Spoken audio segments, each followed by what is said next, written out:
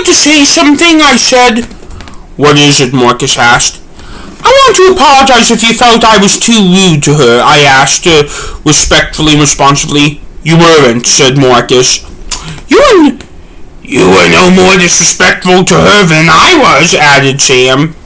And because in the beginning we didn't know who she was exactly, we were all a little bit mean and rude to her and talked to her in a rude tone too, answered George. Thank you for being so nice to me, I said. You didn't do anything wrong, said Sam. I know, I said. Just then Queen Valerie walked in. Hi, Anna, said Queen Valerie as she was walking in. She was then cut off by George giving her a hug. What brings you here? I wasn't expecting you, asked Queen Valerie. We are making a commitment to try and see each other every day, answered Marcus. Oh, I was just like that when I was dating more than two, except I waited until I dated him longer than 9 months, said Queen Valerie. So, are you saying you want us to wait? Marcus asked, actually sounding a little bit offended. No, I was just saying, said Queen Valerie. Okay, said Marcus.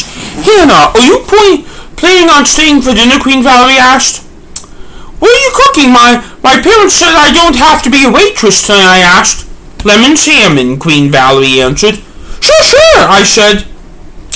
Do you need me to call your parents? Queen Valerie asked. They know if I am not home. I am usually too busy for them, I answered. We then all laughed. Now, my husband will not be joining us tonight because he is teaching a class in comic book art tonight at the University of Chicago, said Queen Valerie.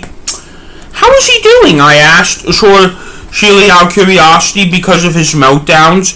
Fine, Queen Valerie answered. I didn't know he was a professor at the University of Chicago, I said, looking at Marcus. He just began this year, Queen Valerie said.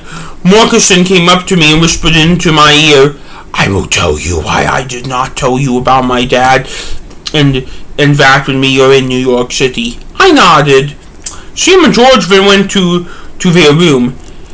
Hey Mom, Hannah and I will need to take you and Dad to run an errand with us. Which day works best for you and Dad, Saturday or Sunday? I asked. Probably Saturday always. Remember, I always like to plan all weekend activities on Saturday because of us worshiping the Lord on Sundays, Queen Valerie answered and reminded. Oh yeah, Marcus answered. Where are we going to? Queen Valerie asked. Rosemont, Marcus answered. That is the last stop on the Blue Line before O'Hare, said Queen Valerie. Yeah, so Marcus asked. That's a 45-minute train ride from here, Queen Valerie answered. Well, then plan ahead, said Marcus. May I ask what this is about? Queen Valerie asked. Yes, Marcus asked.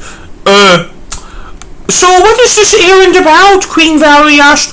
Oh, I said you may ask. I never said I was going to answer what this was about, Marcus answered. We then all laughed. Fine. Just make sure there's nothing dangerous, said Queen Valerie. It won't be, said Marcus. We then talked to Queen Valerie about random things, and until dinner was ready, and during dinner we kept on talking. Afterwards, it was time for me to head back up to Howard. Heads up, you should probably use the stairs to head down. The elevator is broken, said Queen Valerie. Oh, okay, well, bye, I said as I was walking out the door. Bye, said Queen Valerie. Sam and George, back. Marcus was going to walk me down to the Red Jackson platform. We then left Robbinsog. Where are the stairs? I asked. On the wall, next to the elevator, Marcus answered. You could practically see the elevator from the Robbins door. It was just slightly to the left. We then entered the stairwell and began to head down. Do you think Do you think Saturday will work? I asked. I hope it does, Marcus answered. But you think it is going to?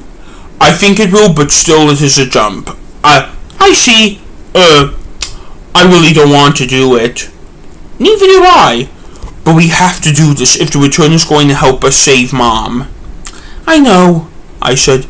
I'm sorry if you don't like my grandmother, said Marcus. So am I. Well, do you dislike her? Not really, but I'm still getting used to her, so I personally have no opinion. I think that's my opinion too at this point. Well, we've been arrived at the bottom floor, except the bottom floor wasn't the first floor. Where were we? I asked.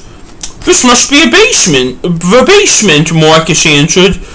We saw two things, a natural gas tank for the fireplaces, and in the door to the elevator equipment, where we saw mechanics working on.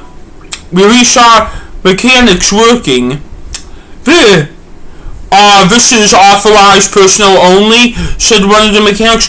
Oh, sorry, I didn't realize this was the first floor landing to the lobby, said Marcus. We then head back up one flight, and we were back on the street in entry level, and as we were entering the lobby, we saw King Morven walk in. Hi, Marcus! Hi, Anna, said King Morven. Hi, Your Highness, I said. Where are you two off to? King Morven asked. I'm just dropping her off to catch the next Red Line train to Howard at Jackson, said Marcus. So, you will be back in Robbinsog in a few minutes? King Morven asked Marcus. Yes, and Dad, we have something we need to talk about, Marcus answered and proclaimed. What is it? What is it? King Morven asked. We are going to run an errand up to Rosemont on Saturday, said Marcus. Who is we? King Morven asked. Oh, you, your wife, and me, I answered.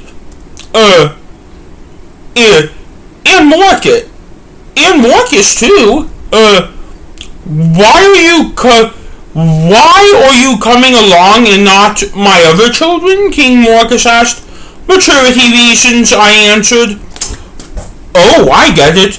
They weren't mature enough for what we were doing. I see. Rosemont is a 45-minute ride on the L, so I hope that this is all worth it. May I ask what is it, what it is? King Morven asked. I won't say, but believe me, it will be worth it, answered Marcus firmly, winking. Okay, it looks like I have a long walk up the stairs, so I will talk to you two on Saturday, I guess, said King Morven. You talk to me every day, Marcus said. Well, Hannah, I will see you on Saturday, said King Morven. I can't wait to see you, then, I said. Bye, said King Morven. Bye, I said back. We then walked the rest of the way to the Red Jackson platform.